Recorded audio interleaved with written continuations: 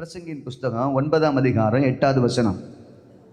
2வது பொருத்தனை. பிரசங்கியின் புஸ்தகம் 9ஆம் அதிகாரம் 8வது வசனம்.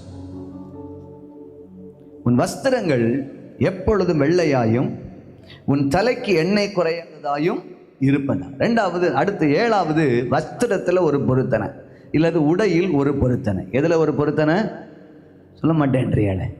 ட்ரெஸ்ஸில் ஒரு பொருத்தனை, உடையில் ஒரு பொருத்தனை. உலகத்தில் சொல்லுவாங்க ஆள் பாதி ஆடை பாதி அப்படின்னு சொல்லுவாங்க. அதனால நல்ல ட்ரெஸ் பண்ணணும்னு நினைப்பாங்க. சோதனை. இந்த ட்ரெஸ் விஷயத்தில் விசுவாசிக்கு ஒரு பொருத்தனை இருக்கணும். ஹலோ, உயிரோட இருக்கீங்களா? ரலேலியா சொல்லுங்க. ட்ரெஸ் விஷயத்தில் ஒரு விசுவாசிக்கு ஒரு பொருத்தனை இருக்கணும். அதுல பிரசங்கி சொல்றான், உன் வஸ்திரம் எப்பொழுதும் எப்படி இருக்கணுமா? வெள்ளையா இருக்கணும். அதனால தான் பழைய காலத்து அப்போஸ்தலர்கள் பரிசுத்தவான்கள் எல்லாரும் என்ன கட்ட ஆரம்பிச்சாங்க சொல்லுங்க? வெள்ளை கட்ட ஆரம்பிச்சாங்க. உன் வஸ்திரம் எப்பொழுதும் எப்படி இருக்கணும்? வெள்ளையா இருக்கணும். வஸ்திரத்துல ஒரு பொருத்தனை இருக்கணும். இன்னைக்கு நம்ம வாழ்ற காலம் ரொம்ப மோசமான காலம். ஏன்னா எல்லாமே மாடர்ன் ட்ரெஸ். என்ன ட்ரெஸ் சொல்லுங்க? 75 வயசு கிழவிக்கு கூட என்ன ட்ரெஸ் தான்? மாடர்ன் ட்ரெஸ் தான். பிறந்த குழந்தைக்கு மாடர்ன் ட்ரெஸ், சாவ போற பாட்டிக்கும் மாடர்ன் ட்ரெஸ். என்னமோ தெரியல, நம்ம ஊர்ல இன்னும் பெரிய அளவு அது வரல, கர்த்தருக்கு ஸ்தோத்திரம்.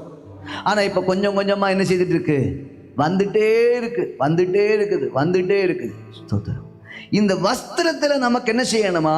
ஒரு பொருத்தனை இருக்கு. ஒரு தேவனுடைய பிள்ளை, ஒரு விசுவாசிக்கு என்ன வஸ்திரம் இருக்கணும்னா, 1 தீமோத்தேயு 2ஆம் அதிகாரம், 1 தீமோத்தேயு 2ஆம் அதிகாரம் அதனுடைய 9வது 10வது வசனத்தை வாசிக்கலாம். 1 தீமோத்தேயு 2ஆம் அதிகாரம் அதனுடைய 9வது 10வது வசனத்தை வாசித்தால், ஸ்திரீகளும் மயிரை பின்னுதலினாலாவது பொன்னினாலாவது முத்துக்களினாலாவது விலையேறப்பட்ட வஸ்திரத்தினாலாவது தங்களை அலங்கரியாமல் தகுதியான வஸ்திரத்தினாலும் நாணத்தினாலும் தெளிந்த புத்தியினாலும் தேவ பக்தி உள்ளவர்கள் என்று சொல்லிக் கொள்ளுகிற ஸ்திரீகளுக்கு ஏற்றபடியே நற்கிரியைகளினாலும் தங்களை அலங்கரிக்க வேண்டும்.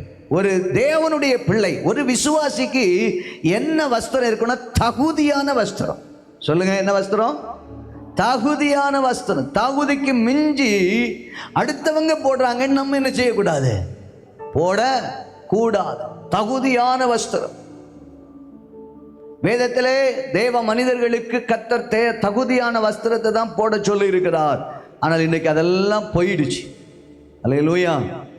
ஆலயத்துக்கு வரும்போது அவன் பரிசுத்த பிரகாரத்துக்குள்ள பிரவேசிக்கணும்னா அந்த பரிசுத்த வஸ்திரத்தை தான் போட்டுட்டு அவன் உள்ள வரணும். ஆமென். சொல்ல மாட்டேன்றீங்களே.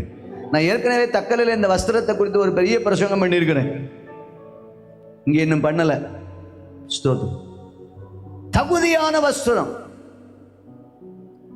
பிரதான ஆசாரியனா ஆலயத்துக்குள்ள போறதுக்கு ஒரு வஸ்திரம் வச்சிருக்கணும். அந்த வஸ்திரத்தை அவன் வெளியே கொண்டு வரவே கூடாது. அந்த வஸ்திரத்தை வேற எங்கேயும் அவன் என்ன செய்யக்கூடாது? உடுக்க கூடாது. இது ஆலயத்துக்குரிய வஸ்திரம். இன்னைக்கு விசுவாசிகளுக்கு ஆலயத்துக்குன்னு எந்த வஸ்திரமுமே சொல்ல மாட்டேன்றீங்க. கல்யாண வீட்டுக்கு கட்டுறது தான் சர்ச்சைக்கும் கட்டுவோம், சர்ச்சைக்கு கட்டுறது தான் கல்யாண வீட்டுக்கு கட்டுவோம், விருந்து வீட்டுக்கு போனாலும் இதை தான் கட்டுவோம், வீட்டுக்கு கட்டினாலும் இதை தான் கட்டுவோம். சர்ச்சைக்குன்னு ட்ரெஸ் கிடையாது. கொஞ்சம் உங்களை குத்துற மாதிரியே இருக்கும். இது வசன குத்து. நான் உண்மையை சொல்லிட்டேன். சபைக்குன்னு ஒரு ட்ரெஸ் இருக்கணும். நீங்க விசுவாசின்னு காட்டுறதுக்கு ஒரு தகுதியான வஸ்திரம் இருக்கணும். சொல்ல மாட்டேன்றீங்க. அந்த வஸ்திரம் எப்படி இருக்கணும்? வெள்ளையா இருக்கணும். ஹலோ, அந்த வஸ்திரம் எப்படி இருக்கணும்? நான் சொல்லல, பைபிள் சொல்லுது. இன்னும் போ வசனம் காட்டி தரேன். அப்போ உங்களுக்கு தெரியும் வெள்ளையா வேணுமா வேண்டாமான்னு. அல்லேலூயா. கல்யாண வீட்டுக்கு போவது போல சர்ச்சுக்கு என்ன செய்யக்கூடாது? வரக்கூடாது. சகோதரர்களும் அப்படிதான். சபைக்குன்னு ஒரு வஸ்திரம் வச்சுக்கணும். வெள்ளச்சட்டையா? சாவு வீட்டுக்கு போட்ட சேலைய கல்யாணத்துக்கு சர்ச்சுக்கு என்ன செய்யக்கூடாது? கட்டக்கூடாது. அது தீட்டுப்பட்டதுன்னு பைபிள் எழுதியிருக்கு. சபைக்கு வரும்போது வஸ்திரத்துல ஒரு பொருத்தனை இருக்கணும். ஒரு ஆமேன்னு சொல்ல மாட்டேன்றீங்க. சிலருக்கெல்லாம் எங்க பாஸ்டர் நீங்க இப்படிலாம் சொல்லாதனால தான் நாங்க வாரோம். ஸ்தோத்திரம். அப்படிலாம் நினைச்சா நீங்க நிச்சயமா எங்க வந்துட மாட்டிய. பரலோகத்துக்கு போய் இப்படிலாம் பட்டு சேலையெல்லாம் கிடைக்காது. சொல்ல மாட்டேன்றீங்களே. கலர் சேலை பரலோகத்தில் கிடையவே கிடையாது. பரலோகத்தில் என்ன வஸ்திரம் தெரியுமா? வெண் வஸ்திரம்.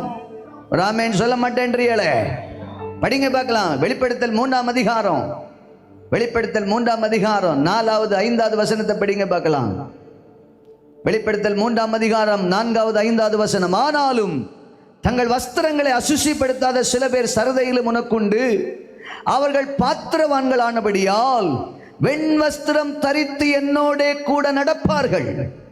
ஜெயம் கொள்ளுகிறவன் எவனோ அவனுக்கு வெண் வஸ்திரம் தரிக்கப்படும். ஜீவ புஸ்தகத்திலிருந்து அவனுடைய நாமத்தை நான் கிறுக்கி போடாமல் என் பிதா முன்பாகவும் அவருடைய தூதர் முன்பாகவும் அவன் நாமத்தை அறிக்கையிடுவேன். அல்லேலூயா சொல்லுங்க. சரதை சபையின் தூதனுக்கு ஆண்டவர் சொல்லுகிறார், சபையினுடைய சரதை சபையிலே சிலர் இருக்கிறார்கள், தங்கள் வஸ்திரங்களை அசுசிப்படுத்தாத சில பேர் சரதை சபையில் இருக்கிறார்கள். ஆமென். சொல்ல மாட்டேன். ஆண்டவர் கொடுத்த ரட்சிப்பின் வஸ்திரம் ஒன்று இருக்குது. ஏசாயா 61ஆம் அதிகாரம் 10வது வசனத்தில் நீங்க ரட்சிப்பின் வஸ்திரத்தை அவர் நமக்கு உடுத்தி வைத்திருக்கிறார் என்று சொல்லப்பட்டு, அந்த ரட்சிப்பின் வஸ்திரமும் அசுசிப்படக்கூடாது. ஆலயத்துக்கு கட்டுற வஸ்திரம் என்ன செய்யக்கூடாது? அசுசிப்படக்கூடாது. ஏன்னா பழைய ஏற்பாட்டு காலத்தில் அப்படித்தான் இருந்துச்சு. அதுக்குள்ள ஆலயத்துக்குள்ள போகணும், பிரகாரத்துக்குள்ள போகணும்னா அதுக்குரிய வஸ்திரங்களை போட்டுட்டு தான் உள்ள போகணும். வெளியே வரும்போது அந்த வஸ்திரத்தை கலட்டி பரிசுத்தமான இடத்துல வச்சுட்டு தான் வரணும். ஒரு அல்லேலூயா சொல்ல மாட்டேன்றீங்களே. அதனால பரலோகத்துக்கு நம்ம போகும்போது நமக்கு ஒரே ஒரு வஸ்திரம் தான். ஆண்கள் ஆனாலும் சரி, பெண்கள் ஆனாலும் சரி, நமக்கு என்ன வஸ்திரம் தான் கிடைக்கும்? வெண் வஸ்திரம் தரிப்பிக்கப்படும். சந்தோஷமோ ஒரு அல்லேலூயா சொல்லுங்களேன். அதனால இதுவும் ஒரு குட்டி பரலோகம். இங்கு பரலோகத்திலே செய்யப்படுவது போல, சொல்லுங்க சத்தமா, பரலோகத்திலே செய்யப்படுவது போல பூலோகத்திலையும் பூமியிலையும் செய்யப்படுவதாக நம்ம ஜெபம் பண்றோமே. அப்ப பரலோகத்தில் என்ன செய்யப்படுது? வெண் வஸ்திரம் தரித்திருக்கிறார்கள். பூலோகத்திலே கர்த்தரை ஆராதிக்க வரும்போது நம்மளும் கொஞ்சம் வெண் வஸ்திரம் தரித்தால் நன்றாக இருக்கும். அல்லேலூயா சொல்லுங்க பார்க்கலாம். பக்கத்துல கை கொடு சொல்லுங்க, பரலோகத்துல வெள்ளைதான், சர்ச்சிலையும் வெள்ளையா இருக்கட்டுமே. அல்லேலூயா. என்ன பாஸ்டர் எப்படி சொல்றீங்க? உடனே எங்களுக்கு ஒரு முத்திரை குத்திடுவாங்க பாஸ்டர். குத்தட்டுமே, ஆல்ரெடி தான் நமக்கு நெத்தியில முத்திரை குத்தியாச்சே. என்ன முத்திரை? பரிசுத்த ஆவியானவன் நமக்கு நெத்தியில என்ன செய்திருக்கிறார்? ஒரு முத்திரை போட்டுட்டார். நீ உலகம் என்ன முத்திரை குத்தி என்ன பிரயோஜனம்? அல்லேலூயா. பரலோகத்தில் நமக்கு இருக்கிற வஸ்திரம் வெண் வஸ்திரம் தான். அல்லேலூயா. அதில் அடுத்த வாரம் நான் விசுவாசிக்கிறேன், ஞாயிற்றுக்கிழமை ஆராதனைக்கு வரும்போது நிறைய பேர் வெள்ளையில வருவீங்கன்னு விசுவாசிக்கிறேன். ஒரு பொருத்தனை பண்ணிடுவீங்கன்னு நினைக்கிறேன். இன்னைக்கு இந்த ஆராதனை முடிச்சு போகும்போது ஒரு பொருத்தனையோட போக கர்த்தர் உங்களுக்கு உதவி செய்வாராக. அல்லேலூயா. வஸ்திரத்தில் ஒரு பொருத்தனை. ஆலயத்துக்கு வரும்போது உன் வஸ்திரம் வெள்ளையா இருக்கட்டும். இந்த வஸ்திரத்தை சர்ச்சுக்குன்னு என்ன செய்யணும்? நான் வெள்ளை பேண்ட் வச்சிருக்கிறேன், வெள்ளை ஷர்ட் வச்சிருக்கிறேன். இங்கே சபைக்குன்னு போடுற சட்டையை வெளியே என்ன செய்யறதில்லை, போடுறது இல்லை. அதனால வெள்ளை சட்டையை நிறைய வச்சிருக்கிறேன். ஸ்தோத்திரம். ஏன்னா ஆலயத்துக்கு போடுறத அசுசிப்படுத்துகிற இடத்துக்கு நம்ம என்ன செய்யக்கூடாது? விருந்து வீட்டுக்கு, கல்யாண வீட்டுக்கு நம்ம என்ன செய்யக்கூடாது? போட்டுட்டு போகவே கூடாது. சபைக்குன்னு ஒரு வஸ்திரம் வச்சுடுங்க. அல்லேலூயா. வேதத்தில் நீங்கள் பார்த்தீங்கன்னா நிறைய பேர், எலியா வந்து மயிருடைய அணிந்தான்னு எழுதியிருக்கு 2 ராஜாக்கள் 1:8. யோவான் ஸ்நானகன் ஒட்டக மயிருடைய அணிந்தான்னு எழுதியிருக்கு மத்தேயு 3:4. யோசுவா அழுக்கு வஸ்திரம் தரித்தான் எழுதியிருக்கு. சகரியா, இதெல்லாம் விவரிக்க நேரம் இல்லை, அதனால டைம் முடிஞ்சதுனால சொல்லிட்டு போகிறேன். சகரியா 3:4 சொல்லியிருக்கு. ஆனால் இயேசு கிறிஸ்து மறுரூபமாக்கப்பட்ட போது அவருடைய வஸ்திரம் எப்படி இருந்ததாம்? வெண்மையாய் பிரகாசித்தது. அல்லேலூயா. சொல்ல மாட்டேன்றீங்களே. அல்லேலூயா. வெளிப்படுத்தல் 4ஆம் அதிகாரம் 4வது வசனத்தை கூட படிப்போம். அந்த சிங்காசனத்தை சூழ 24 சிங்காசனங்கள் இருந்தன. 24 மூப்பர்கள் வெண் வஸ்திரம் தரித்து தங்கள் சிரசுகளில் பொன்முடி சூடி அந்த சிங்காசனங்களின் மேல் உட்கார்ந்திருக்க கண்டேன். அல்லேலூயா. அல்லேலூயா. பரலோகத்தில் 24 மூப்பர்கள் என்ன வஸ்திரம் தரித்திருக்கிறார்களா? வெண் வஸ்திரம் தரித்திருக்கிறார்கள். அதனால நான் விசுவாசிக்கிறேன், ஒரு தேவனுடைய பிள்ளைகள் ஒரு பொருத்தனை பண்ணுங்க. ஞாயிற்றுக்கிழமை ஆராதனைக்கு நான் என்ன கட்டுவேன்? வெண் வஸ்திரம் தரிப்பேன். கல்யாண வீட்டுக்கு பட்டு கட்டுங்க, நான் இல்லைன்னு சொல்ல மாட்டேன். வெளியே போகும்போது நீங்கள் உங்களுக்கு பிடிச்ச மாதிரி நல்ல தகுதியான வஸ்திரத்தை கட்டுங்க, இல்லைன்னு சொல்ல மாட்டேன். ஆனால் ஆலயத்துக்கு வரும்போது வெண் வஸ்திரம், அந்த வஸ்திரத்தை துவைத்து வெளுத்து பத்திரமா என்ன செய்யணும்? வச்சிடணும். அது எதுக்கு மட்டும்தான் பயன்படுத்தப்படணும்? ஆலயத்துக்கு மட்டும் பயன்படுத்தப்படணும். இது ஆலயத்துக்குரிய வஸ்திரம், பரிசுத்த வஸ்திரம், வெண் வஸ்திரம் அப்படின்னு அதை பத்திரமா வச்சிடணும். அப்படி வந்தால் நம்முடைய சபை இன்னும் பார்க்கறதுக்கு ரொம்ப மகிமையாக இருக்கும். ஒரு அல்லேலூயா சொல்லுங்க பார்க்கலாம். சில நேரங்களில் சகோதரிமார்களுக்கு சில சூழ்நிலைகளை கட்ட முடியாது. கர்த்தர் அதுக்கு மன்னிப்பா. கட்ட முடிகிற நேரத்தில் கட்டணும்னு சொல்கிறேன். ராமேன்னு சொல்ல மாட்டேன்றீங்க. என் பிள்ளைகளுக்கு நான் அப்படி தான் அறிவுறுத்துவேன். ஒயிட் அண்ட் ஒயிட்டு தான் போடணும் ஞாயிற்றுக்கிழமை.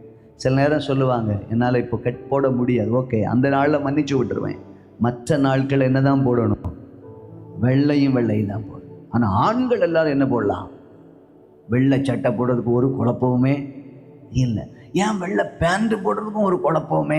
தேறினவன் எவனும் யாரை போல இருக்கிறான்? சொல்ல மாட்டேன்றியாரு.